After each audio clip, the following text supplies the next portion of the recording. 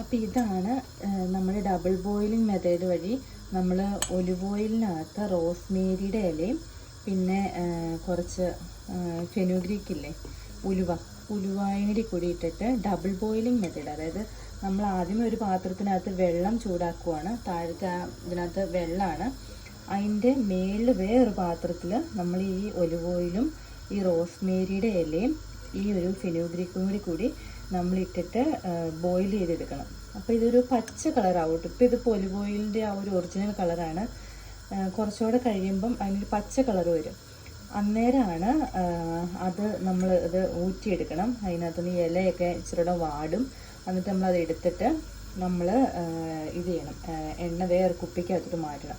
നമ്മളിങ്ങനെ യൂസ് ചെയ്യുവാണെങ്കിൽ നമ്മുടെ തലമുടി ഒത്തിരി പൊഴിയുന്നതും അതുപോലെ താരൻ്റെ പ്രശ്നം അങ്ങനെ എല്ലാ പ്രശ്നത്തിൽ നിന്നും മാറും കേട്ടോ. എനിക്കിവിടെ വന്നപ്പം ഇവിടുത്തെ വെള്ളത്തിൻ്റെ ഈ ക്ലോറിനൊക്കെ ഇട്ട വെള്ളമായത് കാരണം എൻ്റെ തലമുടി ഒത്തിരി പൊഴിയുന്നുണ്ടായിരുന്നു.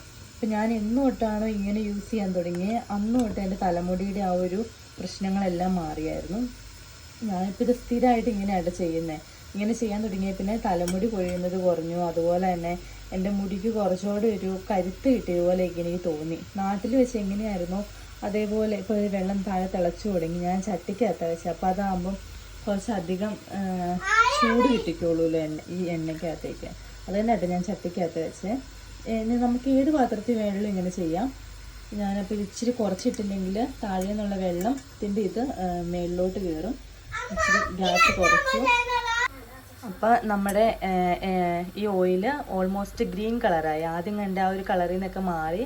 നമ്മളിങ്ങനെ ഡബിൾ ബോയിൽ ചെയ്യുമ്പോൾ ഇത്രയൊക്കെ ആയിട്ടോ മാറുള്ളൂ. ഈ ഇല കണ്ടോ ഇതുപോലെ പാടുകയുള്ളൂ. ഈ ഒരു ഗ്രീൻ കളർ മതി നമുക്ക്. പിന്നെ ഇതുകൊണ്ട് ഒരു പ്രയോജനം എനിക്ക് കിട്ടിയതെന്ന് വെച്ച് കഴിഞ്ഞാൽ എൻ്റെ ഹെയർ ഭയങ്കര കേളി ഹെയറാണ്. അപ്പോൾ ഞാൻ എവിടെയെങ്കിലുമൊക്കെ ഡ്യൂട്ടിക്ക് പോകുമ്പോഴോ അല്ലെങ്കിൽ പുറത്ത് പോകുമ്പോഴൊക്കെ ഭയങ്കരമായിട്ട് പറന്നിരിക്കും. അപ്പോൾ സാധാരണ നമ്മളൊക്കെ എണ്ണ തേക്കുന്നത് കുളിക്കുന്നതിന് മുമ്പായിരിക്കുമല്ലോ. പിന്നെ നമുക്ക് എണ്ണ തേച്ചിട്ട് നമുക്ക് അങ്ങനെ പുറത്തേക്കൂടെ പോകാനൊക്കെ ഭയങ്കര പാടാണ്. നമുക്ക് എണ്ണയുടെ ഒരു സ്മെല്ല് വരുമല്ലോ. പക്ഷേ ഈ എണ്ണ നമ്മൾ തേക്കുമ്പോൾ അത്ര സ്മെല്ലൊന്നും വരത്തില്ല. ഒരു നാച്ചുറൽ ഒലിവ് ഓയിലിൻ്റെ സ്മെല്ല് തന്നെ എനിക്ക് വരാറുള്ളൂ. അത്ര സ്മെല്ല് വരും. പിന്നെ റോസ്മേരിക്ക് ഒരു പ്രത്യേക സ്മെല്ലുണ്ടല്ലോ, അത് എനിക്ക് ഭയങ്കര ഇഷ്ടമുള്ള സ്മെല്ലാണ്. അപ്പോൾ അത് കാരണം തന്നെ ഞാൻ ഇത് ജസ്റ്റ് അപ്ലൈ ചെയ്യാറുണ്ട് എവിടെയെങ്കിലും പോകുമ്പോൾ മുടിയൊക്കെ കിട്ടുമ്പം. അപ്പോൾ സത്യം പറഞ്ഞാൽ ഇത് ഒലിവ് ഓയിലിൻ്റെ ഒരു പ്രത്യേകത എന്ന് വെച്ച് കഴിഞ്ഞാൽ നാച്ചുറൽ കണ്ടീഷനിങ് ചെയ്യും നമ്മുടെ ഹെയറിനെ.